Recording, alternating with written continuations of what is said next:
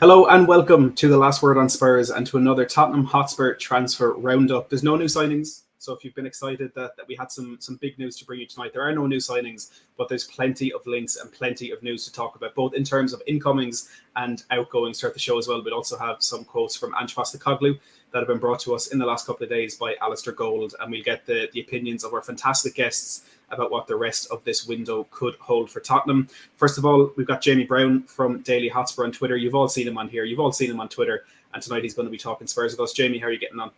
I'm very good, Matt. Obviously, as we all are, a little bit frustrated with maybe Spurs in the transfer window. But look, I think it wouldn't be Spurs if there wasn't quite a bit of frustration with how we're doing. But as I said, we'll kind of discuss. Really, really good to kind of be back on. Great that it's not Ricky, and I'm sure we won't be going on for 2-3 hours. So, good to see you, Matt. I think we won't have any conscious of time comments tonight, which is definitely a rarity for Last Word on Spurs. And we're on time as well, and we've started on time, which is exactly. It's already going to plan. We've also got returning guest Mitch Fretton on the show. Mitch, how are you this evening? Yeah, I'm not too bad, thanks, Matt. Yeah, same as what's already been said. Really, I think we're all sitting kind of in the same boat at the moment, and we're all desperate and clinging on to any sort of story that's coming our way regarding transfers at the moment. So, hopefully this will be sort of like the last show talking about rumours before we actually have something come through and we can actually talk about someone we are signing rather than someone we may sign or have been linked with. But yeah, looking forward to chatting about it anyway with you three guys. Fantastic guests. So thank you for having me back on. Thank you for your time, Mitch. We really do appreciate you coming on. And we have got a debutant. We've got a Last Word on Spurs debutant. Ricky gave me the reins for 2 weeks, and I've already doubled the Irish contingent on here because it's just what I had to do. We've got David Harris, the Irish Hotspur, on here. David, welcome to the show. How are you getting on at the moment? No, look, thank you very much for inviting me on. I really appreciate it. I'm excited to get going, and hopefully people enjoy my contribution. And hopefully this we can bring the look of the Irish, and next week it's a flurry of transfers. I think we'd all love nothing more than that. But let's get straight into it, and let's start with the big topic from the last couple of days, and that is that Tottenham have been linked with Bournemouth striker Dominic Solanke. We were given the news last night by Fabrizio Romano, who said that Tottenham are exploring a potential move for Dominic Solanke, and he's among the targets for Spurs. He did admit it's a difficult deal to do as he's a key player for the Cherries with no formal bid to Bournemouth so far. Spurs are exploring options to bring in a new striker and potentially a new winger based on opportunities. Jamie, we'll come to you first on this one. I think it didn't come particularly as a shock that he was on Tottenham's list. I think it's a name that's been there really since the start of the summer. But I think with Ange Postecoglou's comments that we're aiming for a number one targets and we don't want to settle for any alternatives, I think there was a bit of surprise that maybe Dominic Solanke could be top of that list. Yeah, I mean, look, I think whoever was going to come in next as a striker was following a very tricky act in Harry Kane, of course, you know, probably the best striker in the world. So whoever was going to come in was certainly going to be somewhat underwhelming. I think in terms of the striker market, it's really tricky because I think everyone knows we do need a striker. That's something that needs to happen. Richarlison on his day can be a brilliant player, but as we saw, he's just not someone that's available. I think he's a great player to have around the squad. And as I said, when he is fit, he does contribute really well. We saw that run of games where he scored, I think it was 9 or 10 goals in the league, and it was all going really well. But injuries just have really hampered his career. Obviously missed the Copa America as well. So, yeah, there is a need for a striker. But at the moment, you know, the market for strikers just is really poor. I think there's lots of clubs that need a striker as well. And they all seem to be struggling. You know, lots of Premier League clubs. I think Arsenal are a team that have obviously been linked with a striker. But, you know, don't seem to be many options going. Chelsea, I think there's clubs abroad that want a striker as well. So at the moment, it's really tricky because the market's not great. And, with Solanke, I think he is. I think it would be a decent option. I think, you know, I think there was obviously a mixed reaction on Twitter yesterday to potential signing. But look, he's a guy who scored 19 goals for a pretty poor Bournemouth side last season. So I think that is something in itself. I think he's someone that was probably unfortunate not to have gone to the Euros given his form. I mean, you take away penalties. I think he outscored some incredible players last season. I mean, Alexander Isak, for me, would be probably the dream signing if you could get any striker in the world. But, you know, Solanke outscored him if you were to take away penalties. So he is a good player, but it's just whether you think he's kind of that long-term option. So yeah, I if he was someone to be signed, I'd be pretty happy. But equally, I'm not against waiting and maybe seeing what happens. If another opportunity at some stage crops up, because as I said, you don't want to just go and rush in. And as well, we've got a really talented striker in Will Lancashire, obviously someone who's shown real promise in the academy, and that's the type of player you want at the club. You want these homegrown academy players. Those are the most exciting players, and you don't want to be bringing someone in that might block his development. Obviously, if you were to bring someone in, you want the absolute top drawer. And I do like Solanke, but I just question whether he is the actual answer that we all want. Just to dive a little bit more into the stats that you mentioned there, in his entire Premier League career across 134 games, Solanke has 29 goals and 13 assists, which does not make for particularly good reading. But last season, 19 of those goals came in the 38 games he played for Bournemouth. So across the entire Premier League, he only was outscored by Erling Haaland, Cole Palmer and Alexander Isak.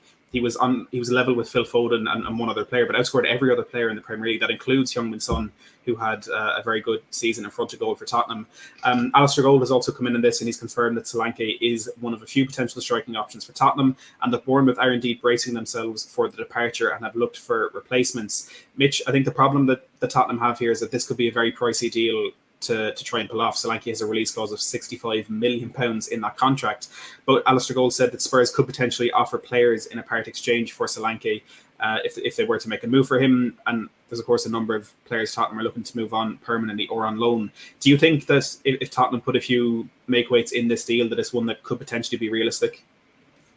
Yeah, I think so. And I think it's probably the ideal situation. I think it's probably the ideal situation in particular for Spurs, because it is a case of, Ange would probably like to ship a few players out if he can.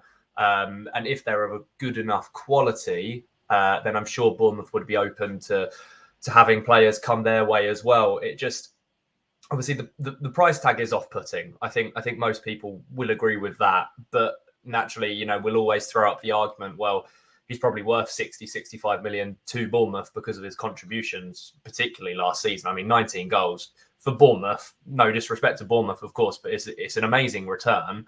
And, if he goes on to replicate that for them again this season and we don't sign him, then all of a sudden, they'll turn around and say, yeah, well, that's why we were demanding that sort of money for him. So, in an ideal world, I would be happy to push ahead with that deal if it meant that we sent some players their way and then perhaps gave them a little bit of cash as well.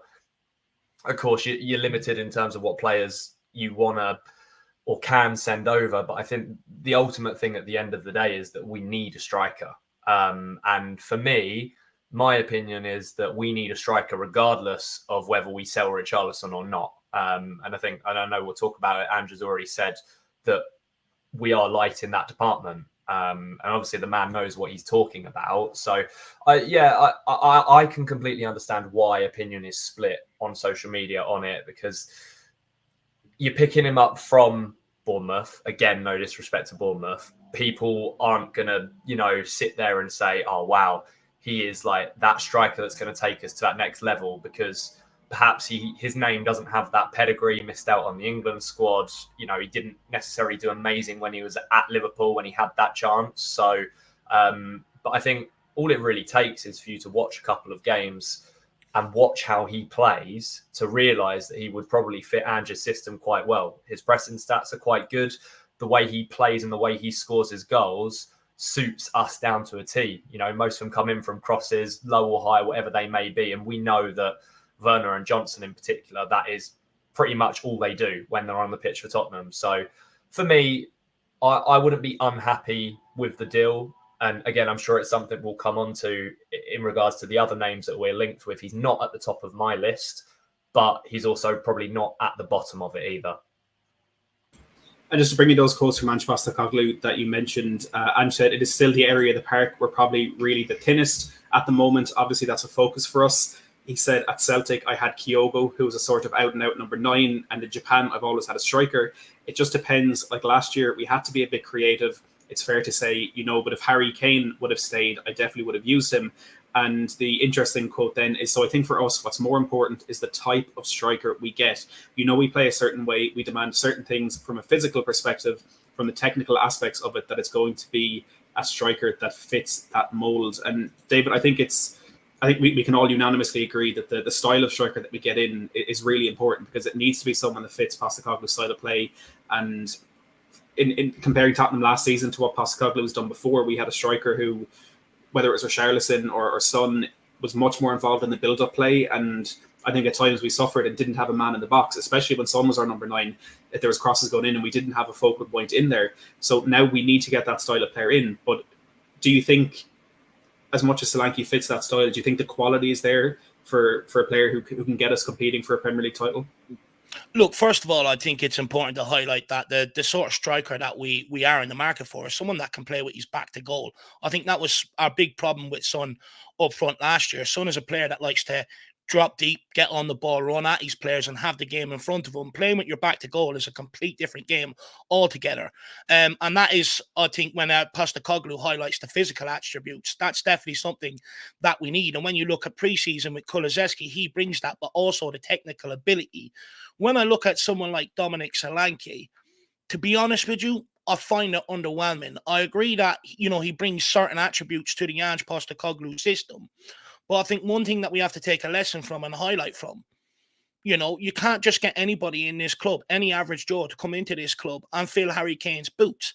We took that for granted, what Harry Kane gave us when all the chat about selling him. Many people are happy to cash in on him. And now we've left ourselves with a huge problem and we're trying to fill it. Where I get a bit irked by the Dominic Solanke links is, this is a signing we could have had it done ages ago, brought him in here and helped him integrate over the course of pre-season into that forward line. Scoring goals is one of the hardest things to do in football, and you have to have some cohesion with your teammates. If we bring him in now, we're 2 weeks out from the season, and we're going to be using the first few games to try and integrate him, which goes against what Ange Postecoglou says he wanted. He wants to challenge for titles, so therefore we should be getting these players in a lot earlier to be able to assist them in that quest. But also, where my main concern comes in is the 21 or 22 goals he hit last season, 19 in the Premier League. It's his first season in Premier League level where he's actually hit them sort of numbers. And for me, at 26, I think it's a huge gamble. You're not buying a player with potential that's going to get any better. What you're buying or what you're seeing is what you're getting. There's not going to be any scope for much more improvement. And I just don't think Solanke's all-round game solves a problem. For me, when I look at him, he's more of a guy that operates on the shoulder of the last defender, operates between the sticks, and is more of a fox in the box looking to get on the end of things. That'll suit some of the style of play that we do when we try to get our wingers to the byline and cut it back across. But there's a lot more to it in terms of being able to hold up the play, link up play with others. And I'm just not sure Solanke's game is at that level that we require, that we need. And to be honest with you, at 68 million, I think it's a huge gamble for the football club to outlay that fee on a guy who's only posted their numbers once at Premier League level. I think the way they're looking at it is, I think this could be a smokescreen. Paratici has done this before. It was all about Eriksen there a couple of summers ago. Basuma came in under the radar. Before that, it was all about Tomiyasu, one of the world's greatest defenders, and Romero came into this football club. So I wouldn't be surprised if this is used as a smokescreen, but I do think it's a huge gamble on Tottenham's behalf. And I feel like somewhere along the line, if it is Solanke they want, I feel like they've pivoted and maybe that number one choice they can't get. But to be honest with you, I'd rather actually hold out, if we have to, up until January or next summer and go with 𝐀𝐻𝐧𝐭 and Will Lancashire rather than sanction 68 million on Dominic Solanke. I think the way the club look at it, Iraola came into Bournemouth. He for the first time in a long time, he played in an attacking system and he bagged a load of goals. I think the way the scouts look at it, you put him in the Tottenham team, he'll probably bag more. But like I said, that finishing has only been there one season at this level, and it's a huge risk. Yeah, and I think that fee that you mentioned is, if you're going to pay that amount of money, you need to be sure. And I completely agree with your concerns that he's only done it for one season. And look, it was a phenomenal season, but we wouldn't have spent 65 million on Michu, and we wouldn't have spent 65 million on Papas Cisse. Players have these brilliant seasons, and okay, Solanke is better than them. But my point is that you can't put out that money off one season. And I was looking at potentially the players that we could offer in a swap deal with Bournemouth, and earlier this summer they had reported interest in Alejo Valise. maybe there's something that could be done there. I also think it may be Oliver Skipp or Sergio Reguilon on loan, even though, as we'll chat about later, he wants European football. And Bournemouth's only major departure this summer has been Lloyd Kelly, who went on a free to Newcastle. They've already replaced him, bringing in Dean Howson from Juventus. So I think even if we are to put a player in swap deal there, it still wouldn't be easy. Let's chat about a few of the other striker targets that we have. Victor Gyokeres is a name that I know a lot of Tottenham fans are excited about, and Alistair Gold has again confirmed that he is also of interest to Tottenham. He's wanted by almost every big club in Europe, with Liverpool and Arsenal interested as well. He had 43 goals and 15 assists in 50 games last season, and 34 contributions with Coventry in the season before. I think the interesting link there is that he actually came through the same youth academy as Dejan Kulusevski and Lucas Bergvall, so maybe they might have a little word and tempt him that way. Jonathan David, again confirmed by Alistair Gold, there is still interest there, is in his last year of his contract at Lille, could be available for €25 million, and the Lille president has confirmed that he, alongside Lenny Yoro, who was already left, would be allowed to leave the club this summer. And last season, Jonathan David scored 19 goals in the league, which was the second best season of his career. And Ivan Toney, the news isn't as positive. Gary Jacob has said that Ivan Toney looks increasingly likely to stay at Brentford, and Lyle Thomas of Sky Sports and a good friend of the channel has said the injury to Igor Thiago, their new striker, doesn't seem likely to change that. Jamie, between the four players that we've mentioned there, if you could pick one of those to bring into Tottenham this summer, who would be top of your list? I mean, a player, Gyokeres, is someone who I do really like. I mean, admittedly, I haven't seen a great deal of him, but I knew a lot of, obviously his time at Coventry, did really well in the Championship. Yes, obviously it is the Championship, but, we've seen plenty of top players come from that division and do really well in the Premier League. He's made a big step up and gone to Sporting Lisbon. Obviously been playing European football as well, and really impressed. And I mean, to score the amount of goals he has is quite incredible. I think, as you mentioned, I think he was 50 goals or 50 plus goals in all competitions. So that is quite an impressive record. And he looks like a really physical striker. It's a sort of striker that we kind of want. His ability on the ball looks pretty good as well. I mean, Solanke, probably in terms of Solanke and maybe someone like Toney as well, they are probably as low risk as you get because they are Premier League players. They are proven. They're really suited to the league. They've done it in the Premier League. So in terms of they're probably low risk signings. But with Gyokeres, I think that would be a massive gamble because you're probably going to be paying £50 million for him, and you've got no idea as to whether he would settle in the Premier League. So yeah, I mean, with him, it's probably high risk but high reward because, as I said, he looks like a really top striker. And yeah, I'd be very interested to see him in the Premier League. He probably would be top of my list. But again, it's, you read that list out, I don't think any of them are particularly inspiring. And, as Dave mentioned earlier, it's, is it worth just waiting for a bit? I mean, you're going to get Richarlison back. As we mentioned, on his day, he can be a good player. Dejan Kulusevski's looked really good in that centre-forward role during pre-season as well. Will Lancashire, again, I think, I mentioned earlier, he's someone you don't want to block the pathway to as well. Again, another player who's looked really good in pre-season. So, yeah, it's a big decision as to whether we take that risk and go for a striker. Yes, we need one, but, yeah, it's going to be a risk. So, Gyokeres is probably the top name of my list, but I definitely recognise that that would be a big gamble. Yeah, and I think the phrase you used earlier, that the striker market at the moment is just uninspiring. And I think it has been on the decline for quite a while. And for me, it's the reason why you see a player like Dusan Vlahovic 3 years ago, who had a sensational 6 months with Fiorentina, going for such incredible money. And we've seen that a few times since over the last couple of years. Mitch, same question to you. If you had to pick from the targets that are out there, which one would you like to see Spurs sign?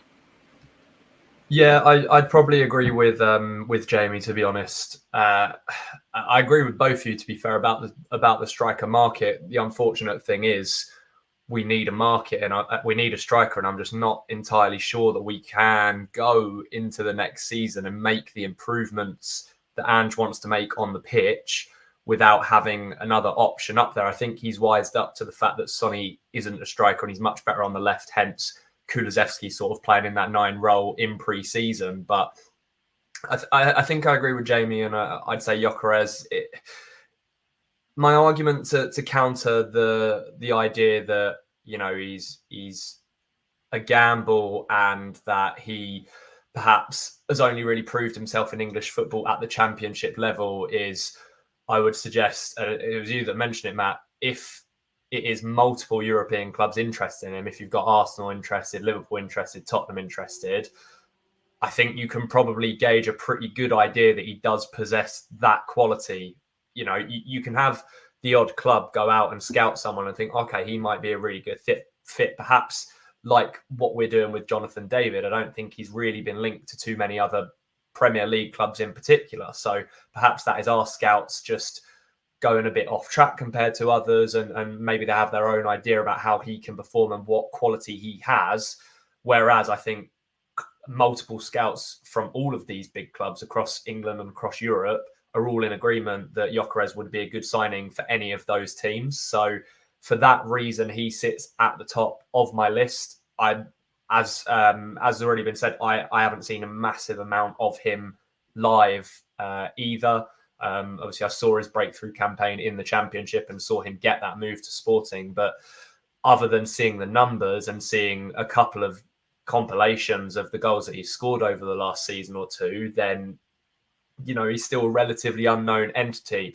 But the great thing about us being guys that can sit here and talk about it, and the guys working at the club, is their research will be much more thorough. They will have gone to see him in person. They will have scouted everything out about who he is and what he could bring to the club.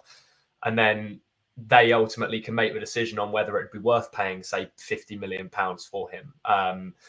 My opinion on spending money on players is always, it's not my money. So if that's what they cost, that's what they cost. Of course, within reason. You know, personally, I wouldn't be paying anywhere near anything more than 50 million for Solanke if it was my decision personally, just because of what I think about the quality that he has. It's the same with Tony. Last year of his contract, 28, doesn't want to be at Brentford. Anything more than 30 million, in my opinion, is too much. But bearing in mind, Gyokeres is still quite young as well, and he has a lot of years left in his career to go. He sits at the top of that list for me. David, what's your opinion on this? Look, for me, when I look at what striker we need, I'm looking at someone that I think can take us to the next level. I don't want to bring in a striker where I look at it and go, I hope he can do the job and fill that gap we need. I want to look at it and go, yeah, this guy's got it. He's going to solve a problem for me. I really agree with the boys on Gyokeres. I really like him. However, similar to Solanke, it's a huge gamble, although I'd argue I think Gyokeres' all-round game is a lot more accomplished than someone like Solanke's. However, when I was looking at the Tottenham website today and going through the squad, we've got 19 non-homegrown players. You're only allowed 17 for squad registration for the Premier League and for Europe, which means we have to get rid of 2. Now, you've got 3 that are already looking like they're on their way out, Reguilon, Gill, and Emerson.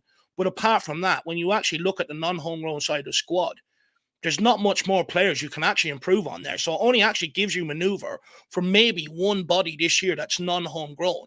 That's why we're in the English market right now looking for homegrown players. And that's why it's taken so long, because it's notoriously a difficult market to operate in. I don't like the links to Jonathan David, to be brutally honest. I think that's just an opportunity, cheap sort of signing. I think there's a lot of maybe negatives to it. The fact that he has to come in here and get acclimatized, whereas someone like Ivan Toney, who I think is the right answer to this striker solution for Tottenham Hotspur, is actually acclimatized to the Premier League and already has cut his teeth in it. For me, well, I agree with James that we're never ever going to replace Harry Kane, but I still think we can strive to get someone as close to Harry Kane as we can. And he was absolutely flawless in all aspects of the game. When I look at Ivan Toney, I think he's very similar in terms of all aspects of the game. The guy takes penalties, takes free kicks, great in the hold-up play, can spray around, can create for others, and also very good in the box. So for me, I would like to see us go all out for Ivan Toney and bring him in here personally. I think he's the one that solves the problem. And I actually think if you put him into our attack, combined with Sonny, I think people look at that and go, that's dangerous. Whereas if you bring in a Solanke or a Jonathan David, I don't think teams respect us as much, to be brutally honest. So for me, Ivan Toney is the guy that I would be putting all my money in this transfer window to get in. Well, there's still plenty of us to discuss in this Tottenham transfer window. There's over 2,500 people watching us live. Thank you very, very much for the support. We're going to chat a little bit about Chiesa, about Pedro Neto, and about 𝐅𝐵𝐸 Eze as well. But I want to bring some more quotes from Ange Postecoglou in that article that Alistair Gold provided earlier this morning. And I think it goes on nicely to the next point about those three players I mentioned, and the fact that we haven't brought in any big signings. I know Archie Gray was £40 million, but any kind of statement signings this window. And Ange Postecoglou said in an interview in Korea, I don't think it'll all get done in this window. I've never believed in quick fixes, and I think I said that it would have been great if we had done our business already, but I've always maintained a discipline not to go off and sort of get too emotional through these times. It's a difficult time. This is the part of the season where I've probably got the least control over decisions, and I've learned to stay disciplined and make sure that we do what we set out to do. We've added the two young guys, but I also think there's been growth from other guys from last year, which naturally makes us stronger this year. Jamie, do you think that with this, the kind of slight tweaks that we're seeing in the side of play for Tottenham, and maybe going with two more attacking midfielders instead of two holding midfielders, do you think that the natural improvement we've seen there, and a player like Dejan Kulusevski, for example, who seems to fit in that central role a little bit more, do you think that could maybe be holding up a move for Eze or Neto, as Postecoglou might think, well, maybe we have the bodies that we need in here at the moment? Yeah, I mean, look, Eze for me was a player I've really wanted. He was always for a very long time pretty much one of my dream signings. I know, obviously, it was crazy, but I really believe he is that good. I do now start to question whether he is actually the right fit for Spurs, because in terms of a left winger, I don't know whether, firstly, I think we're well stocked in that department because Son's going to be the number one choice. We've then got one of the best young talents in Europe in that position in Mikey Moore. So I don't know whether we need him as a left winger. Then you look at our midfield options. You've got, Maddison who can play there, Kulusevski who can play there, I think a lot better than he can out wide. Obviously, Lucas Bergval's now an option there. You're going to have Pape Sarr. So we are very well stocked in that midfield department. So I think you could be right. I think that maybe is why we've gone away from that. But that needs to... one position I do think we desperately need to start going at is a right winger, because I think that's the area where we are really lacking. I think we are lacking still a real direct winger who's going to be able to get down the line. Kulusevski, I think, is someone who is very predictable because he's someone that will always look to cut inside. He's going to have a great deal of pace, and that's something that we are. And obviously Sonny on the other side as well.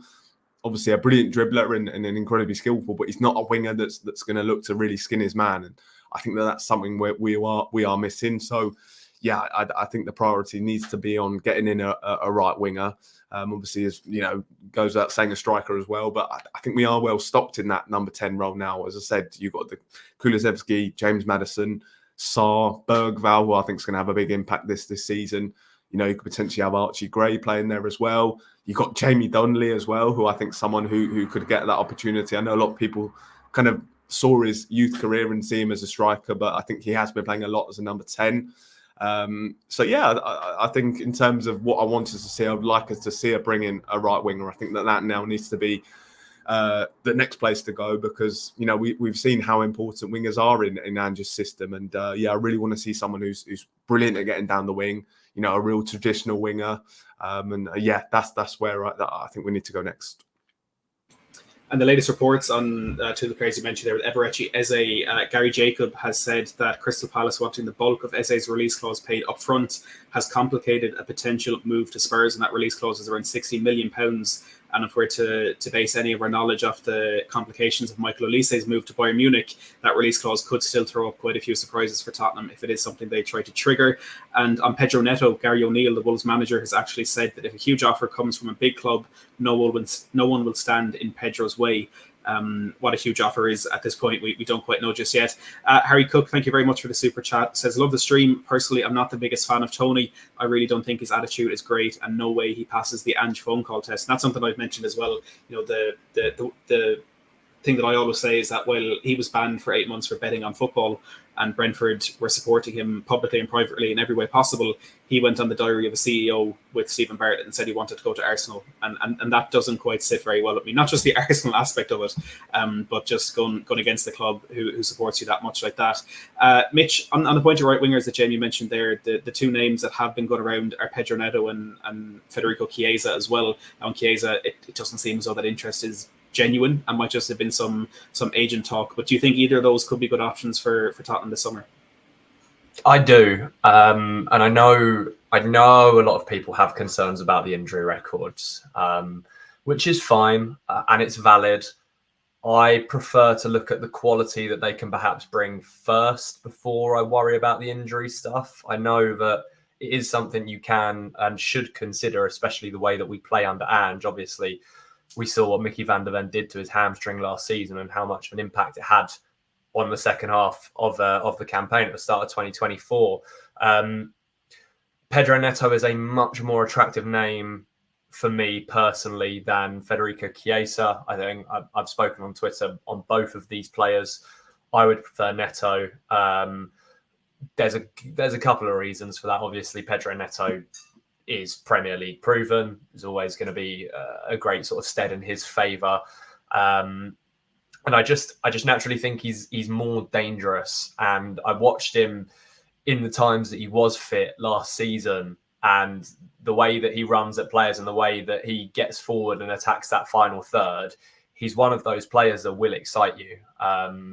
He's like, obviously you've got Timo Werner in the squad at the moment who perhaps has the pace and the running ability, but not that quality to be able to pass or perhaps shoot. I feel like Pedro Neto is like a massive upgrade on that in terms of the qualities and the skills that he has. Again, it's like what would you pay for someone that has a high risk of getting injured at least once a season? And I think a lot of us had this conversation about James Maddison last season, because James Maddison's injury record's not great either, and he usually is out for a little bit of time across every single season that he's played in the Premier League. And at the time I said, I don't care. James Maddison is someone I'm desperate to see at the club. And I think we need someone like Pedro Neto. I think Chiesa, in his prime and in that breakout season that he had, and especially the displays that he's put in with Italy, if he's on it, perfect. But can we guarantee that he is going to be on it when he comes to Tottenham? There's a reason that Juventus is wanting to actively sell him and sell him for cheap as well. They're actively looking to upgrade him. Whereas I think Gary O'Neill, with what he said, he's been abundantly clear, I think, that he would like to keep in. However, he is not going to be the man standing away if a big bid comes in from Tottenham. And for me, maybe I'm reading into that a little bit too much. It suggests that maybe something is going on behind the scenes with Spurs in that sense. Just purely because I haven't seen him linked with another Premier League club, and I don't know why Gary O'Neill would say something like that if there isn't the possibility of that bid coming in from somewhere. Overall, I'm heavily leaning towards wanting Pedro Neto over Chiesa. But if we did decide to go down the Chiesa route, it's something I get behind, because the idea is that if it's a player that Ange wants, and we know that they will be players that Ange wants because of what he said in his recent press conferences, that he doesn't want to go to plan Bs and secondary targets, you'd hope that the players that we do bring in from now until the end of the season are players that he actually wants. And if one of those is Chiesa, like I say, if one of those is Solanke, then I will get behind it. David, I want to bring in some more quotes here from Ange Postecoglou about how Tottenham have been operating in the summer transfer window so far. He said, irrespective of the approach, I like to think I've always been pretty clear on what I want. I've had success for the most part of my career with transfers, and I thought last year's window was excellent. When I was at Celtic or at Yokohama, there's still guys that dominate the league that I brought to the league. So I think what hopefully minimises us getting it wrong is I'm really clear on what I want. it kind of helps now with Johan and his team that they've got some more information around that. But it still comes down to, I think the most successful models are about having a clear idea about what you're after. Because if it's just a left winger that you want, there are thousands of them, all very, very good. It's about finding one that's going to fit into the way you want to do things. And I suppose my question off the back of that is, we're sitting here on the 2nd of August, just under 2 weeks, 3 weeks until the Premier League kicks off for Tottenham. And like I said, we haven't brought in a statement signing. We haven't brought in a player that improves that front line like we all know we've needed. Do you think there is a balance that needs to be found between going and getting those number one targets, but also bringing in players? Because basically, are we better served waiting until deadline day to sign our number one if that's what it takes? Or should we maybe settle for number two now just to get bodies in before the season kicks off? Well, I think, look, a lot of criticism that's been aimed at the club in years gone by is their scattergun approach, going for second or third choice or whatever the cheapest option is on the list. I think, they are right to sort of hold out for their number one targets. We want to see players of caliber coming in here. But I'd also stress, I think Ange Postecoglou words, I've heard similar from Conte and Jose Mourinho. It's just packaged different in a nicer way, to be brutally honest. Conte knew what he wanted. Jose Mourinho knew what he wanted, but it's a different story. This club actually going out and bringing in what they want. Now, it seems like Postecoglou is a lot more flexible. He'll work with what the club bring in, but he'll obviously have certain positions and certain attributes that he's looking for. It's just about whether the club can deliver it. Look, as Spurs fans, we don't have patience in transfer windows because notoriously we usually have 8, 9, 10 bits of business and positions and stuff that we need to fill. This time around, we only have 3 or 4 positions that really need to be filled or need to be addressed. So I think that's why, the club are okay to play this patient approach. But it could leave you, it is a dangerous game. It could leave you sitting there deadline day, scrambling around, looking at alternatives. And especially in the striker market, you're going to find it hard to get anyone of quality. But if the club are willing to play this waiting game, then they're going to have to put in bids that these clubs will accept and not lowball them, not piss them off, and basically not try and insert a load of contracts and stuff, clauses and stuff like that. They're going to have to play a ball with these clubs and offer them the sort of fee they're looking for. So let's wait and see whether that happens or not. Before we do get into the potential outgoings, I want to bring a couple of updates about players that probably won't be joining Tottenham. One of those, and I'm sure a lot of Spurs fans will be happy about this, is Conor Gallagher, who could be closing in on a move to Atletico Madrid. Now, the decision hasn't been made on the player's side just yet.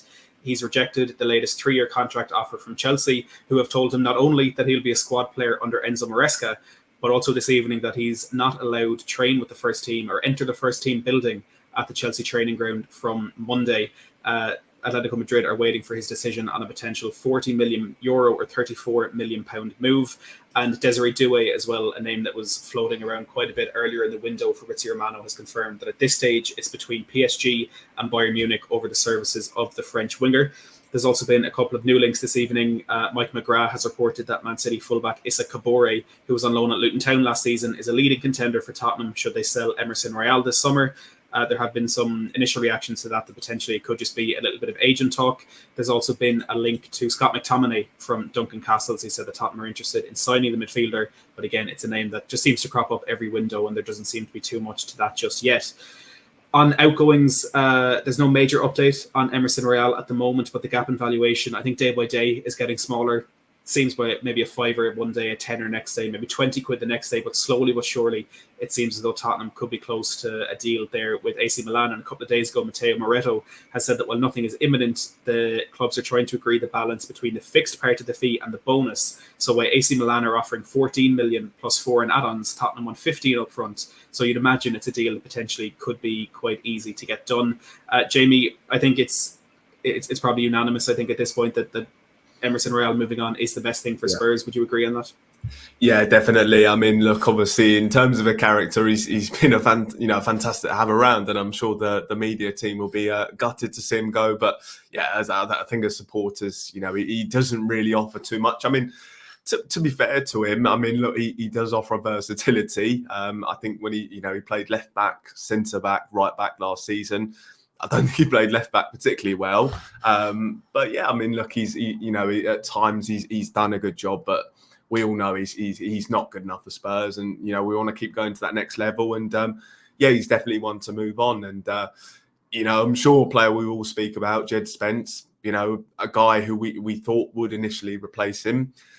You know, he's had a very tricky Spurs career. He's had a lot of loans, but he's looked really good in pre-season. So look, it looks like we've already got cover there. We've already got someone there who's capable of being that backup option, who looks like he'll really fit the Ange system as well. So yeah, I'm excited to see what Jed Spence does do this season. But yeah, I really don't think anyone's going to argue that he's not the right man for Spurs. Yeah, and I do want to go into a little bit more depth in Jed Spence shortly. We've got some really, really good comments from Ange Postecoglou about the player as well. Before we do that, Mitch, I want to come to you on Sergio Reguilón. And he was loaned out twice last season to Manchester United and to Brentford. And Sami Mokbel has said that Sergio Reguilón has rejected numerous offers as he wants to play for a club playing in Europe next season. I mean, beggars can't be choosers. Could be a little bit of a harsh way to spin this one, but I think Reguilón, you know, he was only there at United because they were suffering from such a bad injury crisis. Brentford, he didn't get much of a look in when they were at full strength as well, and of course, it's just not worked out at Tottenham. Do you think Reguilón just needs to accept that a move anywhere where he'll get game time is the best thing for him now? I think so. I'm just thinking back to the time that we all got in a bit of a panic because we found out that Real Madrid had a buyback clause on Sergio Reguilón, and look at where we are now. But yeah, I think, to be honest with you, I think Reguilón did well at Brentford, and I think, I don't want to be really harsh on the bloke, but I just feel like that's the sort of level that he is performing at the moment. You know, Ange clearly isn't a fan of him at all. Jamie Donnelly's got the nod over him to play that left back position in pre-season, and he's doing it well and probably better than Reguilón has done. I think the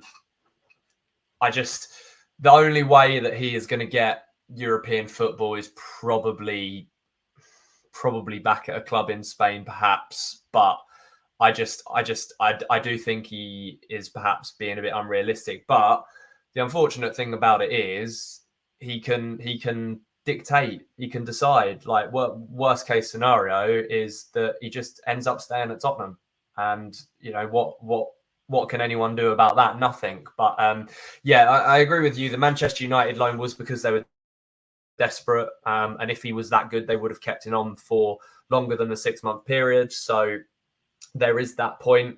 And yeah, I don't know if by when he says that the report said that he wants to play Europe, he means Champions League, because he's very, very limited in the options that are going to come in for him to play Champions League. You know, that's not even an option at Tottenham, the club he's at now. So it's a bit of a strange one from him, to be honest. If he's talking Europa League or Europa Conference League, then okay, maybe I can understand that a bit more. Having said that, I can't see another Premier League club perhaps coming in for him on anything other than a loan move, and I do feel like on loan is what is going to end up happening with him. I think he'll be shipped out on loan somewhere.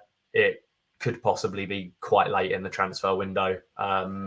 Someone will probably come in with a lower offer, or will end up paying all of his wages unless he softens his demands. But yeah, I'd be very, very surprised if we see him in a Spurs shirt again. Having said that, I said that about Jed Spence, and look at him now. So who knows?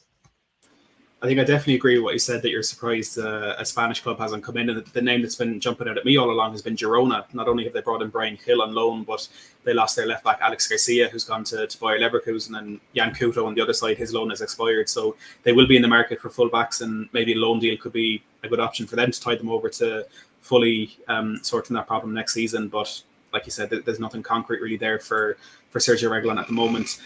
David, let's talk about Jed Spence, because it's been a very strange turnaround for Spence, and one that I don't think a lot of us were expecting. And I saw someone on Twitter make the point a while ago, and I apologize, I forget who it was, but they said that Jed Spence was loaned out multiple times to sell. He was loaned out to get his fee up so we could sell him. He wasn't loaned out for development. He wasn't loaned out for the future. He was loaned out so we could sell him. Yet here we are talking about potentially not needing to sign someone in place of Emerson Royal because of the way Spence has turned around.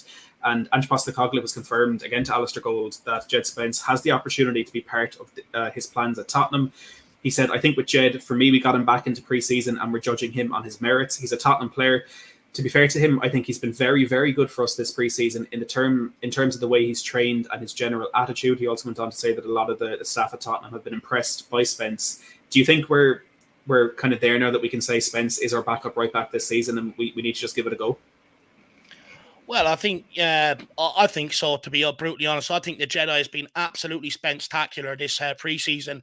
And to be brutally honest with you, I actually think he got a bit of a raw deal at Tottenham Hotspur. When it comes to Jed Spence, he was signed underneath Antonio Conte. And no matter what he done in training, no matter what he done in and around Tottenham, he was never going to be given the opportunity underneath Antonio Conte because he was used as a pawn between him and Daniel Levy. Conte came out very quickly and said, look, this isn't a player that I've wanted or that I've asked for. Now, if I'm a young kid, if his age, which he was, 21, 22 at the time, when someone's took my Premier League dream away from me, and no matter what I do, no matter the effort I put in training, I'm not going to get played. I'm going to lose my head. I'm going to be frustrated to a certain degree. And I think that's what we've seen play out with Jed Spence. And since then, he's been shepherded out on loan because he wasn't a part of Postecoglou's plans. He didn't want him. But also, I think maybe that attitude probably continued over underneath Ange Postecoglou. But I think that the loan away to Genoa has really helped them.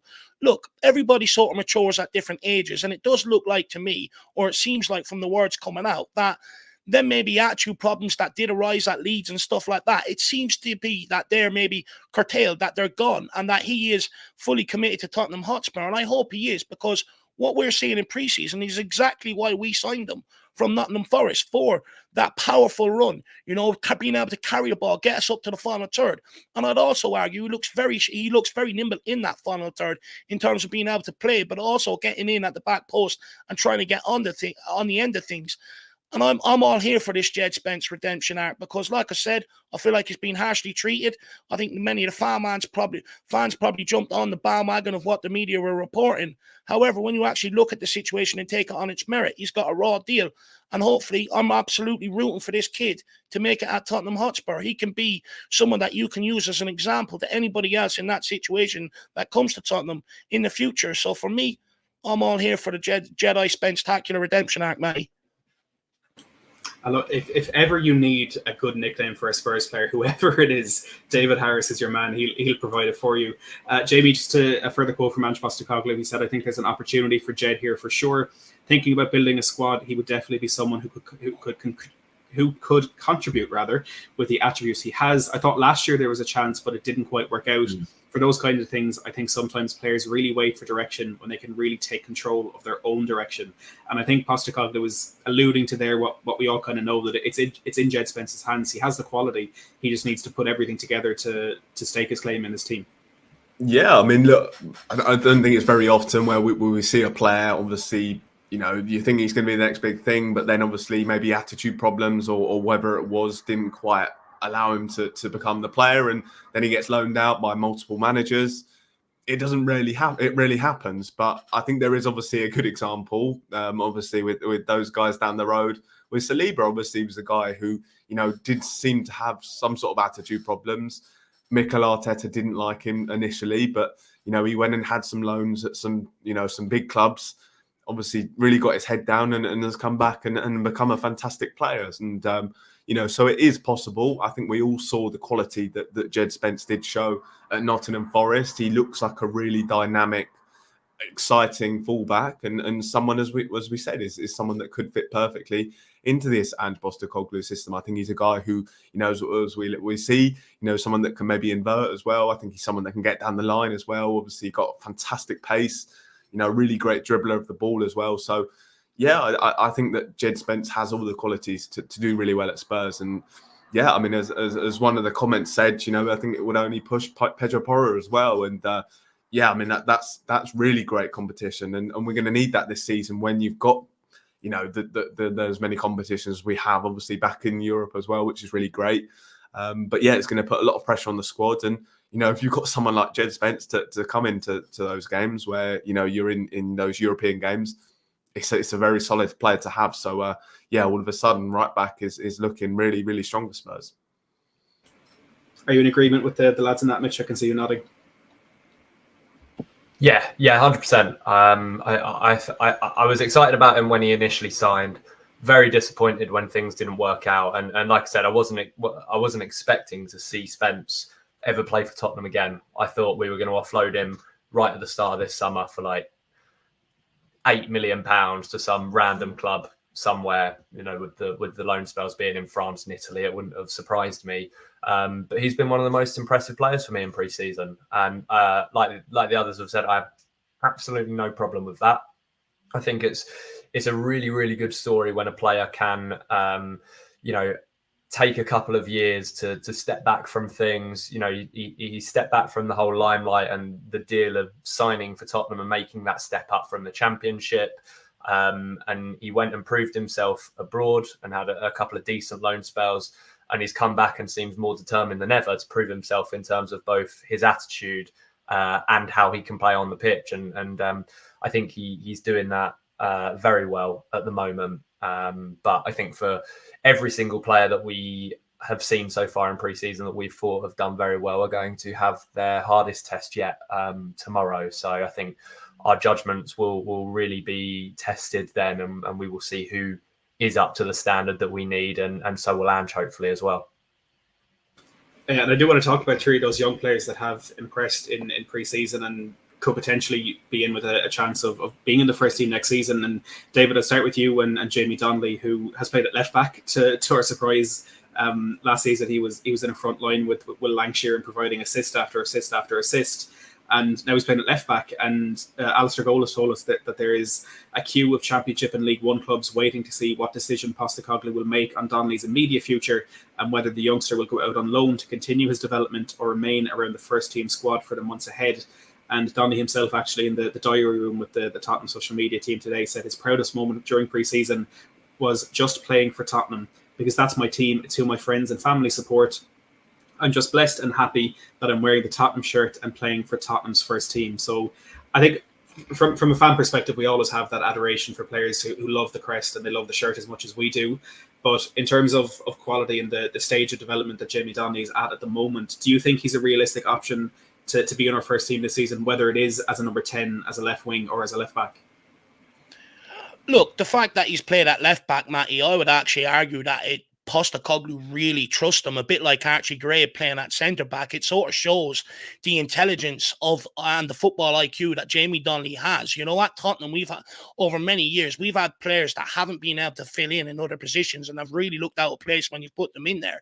Jamie Donnelly hasn't. And to be honest, I thought him and Son's link up down that left-hand side against the K-League in the first half was one of my biggest takeaways from it. What I loved about it is he just took everybody away from Son, left Son one-on-one, which allowed Son to absolutely light up that game. And that's because he has the understanding of a forward player. He understands what Son needs down that left-hand side.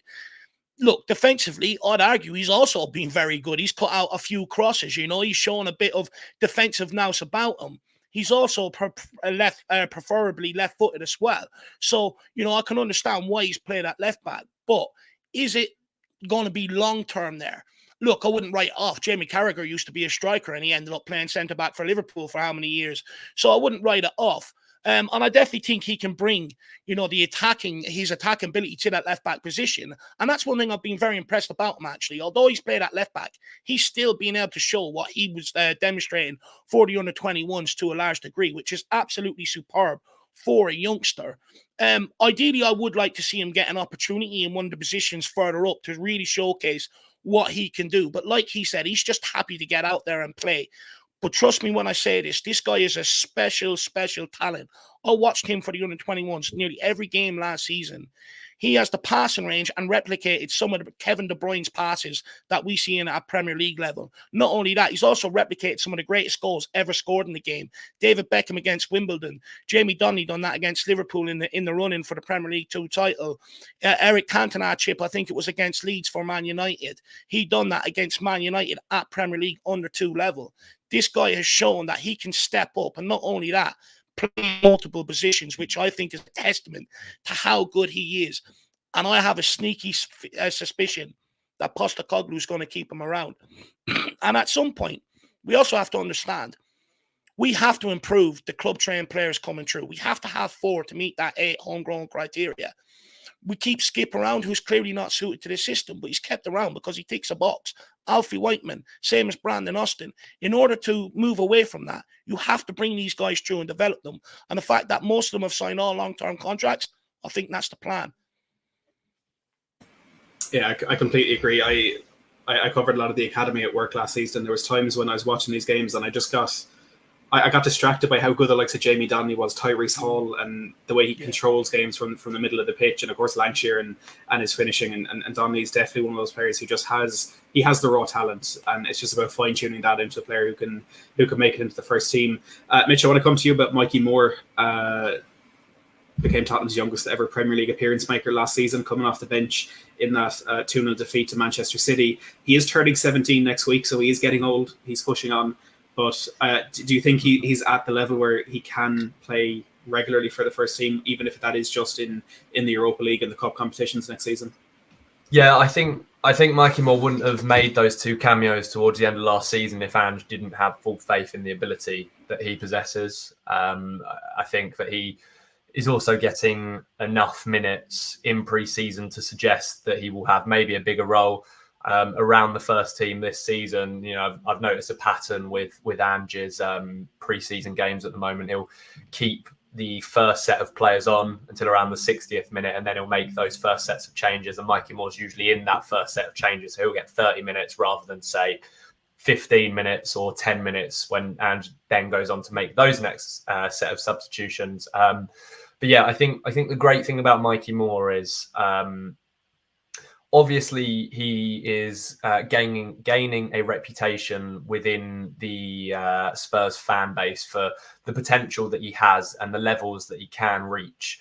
And of course, that's brilliant. I love to sit here and talk about that and say that we have a brilliant prospect and academy talent that can go right to that top level, that can do things that, you know, that Harry Kane achieved at the club and have a similar sort of impact. I'd love that to happen.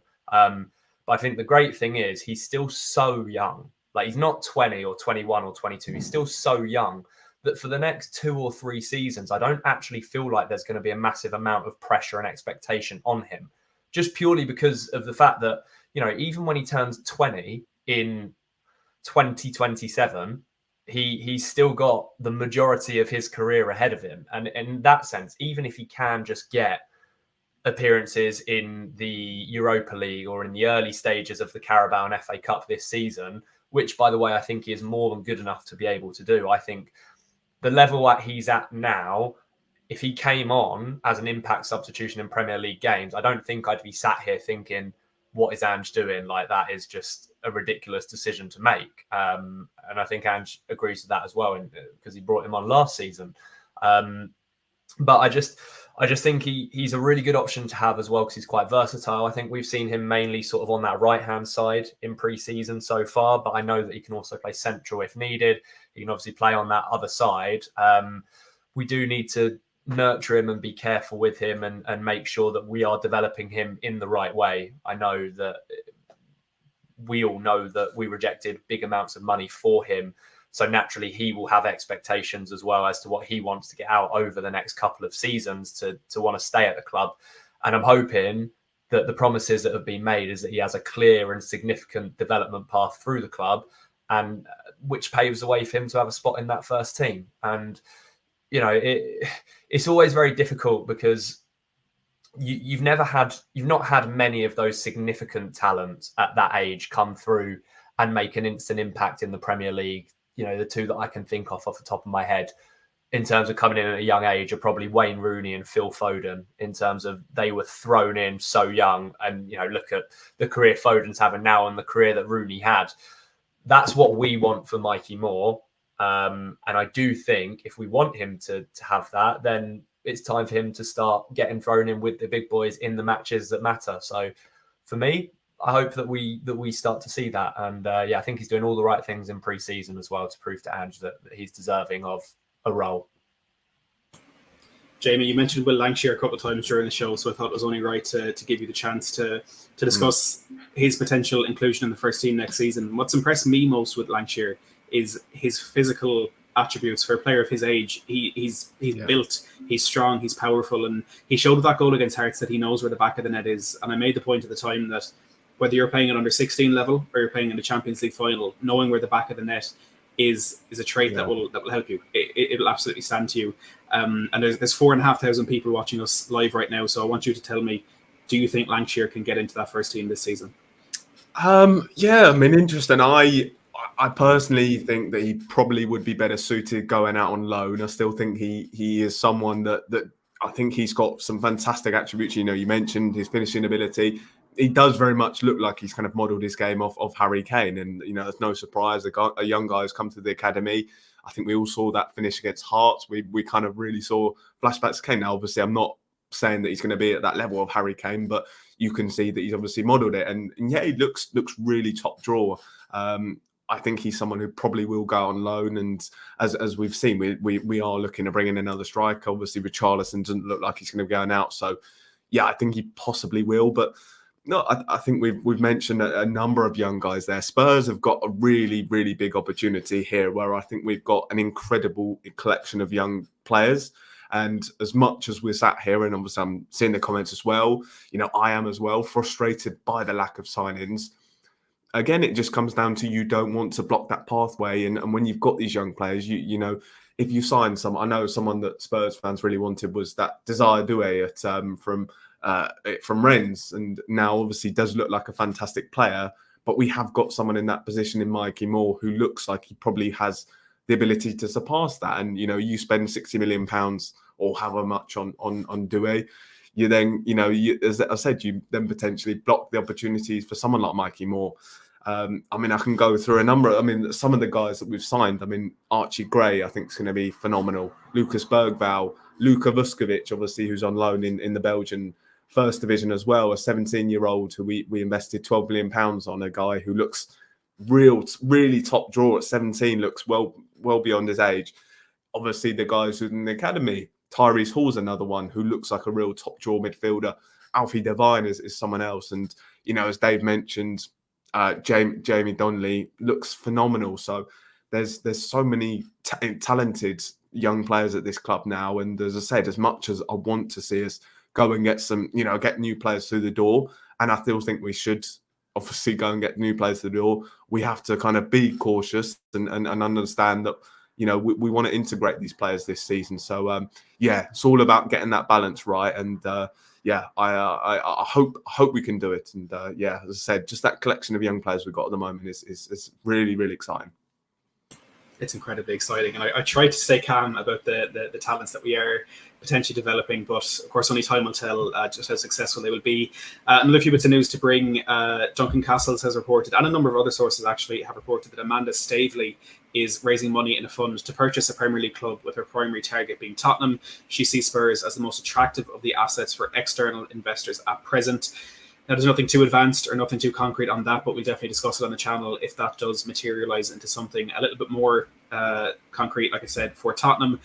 Also, and I know people love to hear this, Tottenham have received approval to host up to 30 major non-football events per year, including concerts, rugby, boxing, and NFL at the Tottenham Hotspur Stadium. So if you want to see more Beyonce, more Lady Gaga, or more whatever NFL team you support, that's good news for you.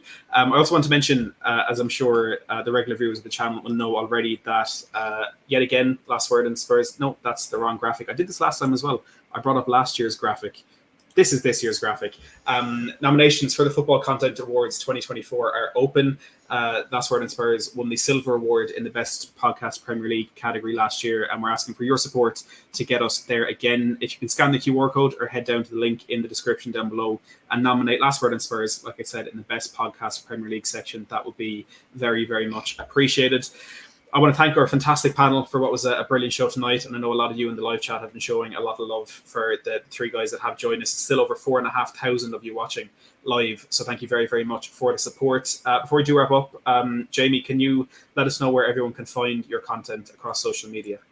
Yes, obviously, just at the moment, just on Twitter, on Daily Hotspurs, maybe one place to follow. And yeah, hopefully I'll have some big news as you know, to bring over the next week or so. Obviously, you know, I think we're back in the UK. Was it on after on Sunday potentially the club. So hopefully that's when things start to kind of heat up a little bit and we see a bit of movement. But hopefully it does start to heat up a little bit. Mitch, thank you very much as well for your time tonight. Can you let the people know where to find you? Yeah, thanks for having me, Matt, tonight as well. It's been a great chat with everyone. It's just on all platforms, really. Mitch _Fretton on Twitter. I am putting some work into YouTube channel as well, which is growing quite nicely. So come over there and subscribe. I've got content going out regularly on it as well. Any extra support would be massively appreciated. But again, thank you for having me on tonight, Matt, and it's been a pleasure to share the screen with everybody. It's been a pleasure to have you on as well. David, the Irish Hotspur, a debutant on Last Word on Spurs. I think the live chat shows just how much people enjoyed your contributions tonight. Can you let them know where they can find you? Yeah, look, thank you for letting me burn the ears off people for a good hour. I really appreciate it. And hopefully they have enjoyed my contribution. You can find me over at the Irish Hotspur. Don't do anything special. I'll just do what the rest of these lads do here. But if you enjoy the aspects that I bring to the conversation, get over and check me out. Thank you very much. I would highly recommend everyone goes check out these three fantastic creators. From Last Word on Spurs, we'll be back tomorrow.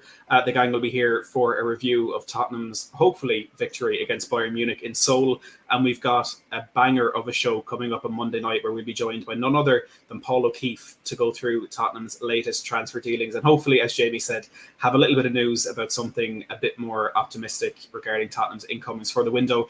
Thank you very much to everyone who's joined tonight. It's been a real pleasure bringing you the latest transfer news and chatting with these lads. For now, thank you very much for watching. And as always, come on, you Spurs.